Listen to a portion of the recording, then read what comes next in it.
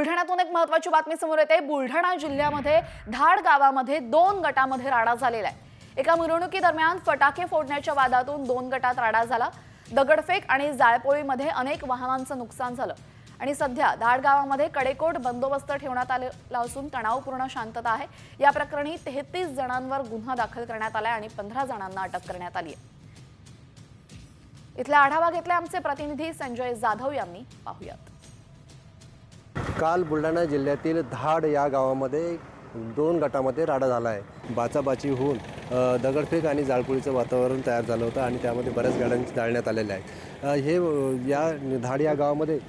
या धाड गावामध्ये सध्या संचारबंदी सदृश्य परिस्थिती निर्माण झालेली आहे। 15 जणांना ताब्यात सुद्धा घेण्यात आल्याची माहिती पोलीस सूत्राकडून देण्यात आलेली आहे। नुकतेच विधानसभेच्या निवडणुका संपलेल्या आणि त्या पार्श्वभूमीवरती आता हे राजकीय वातावरण तापत दिसत असल्यामुळे या वातावरणामुळे ज्या गावामध्ये धाड गावामध्ये तणाव निर्माण झालेला होता आणि आता तणावपूर्ण शांतता आता सध्या दिसून येत आहे।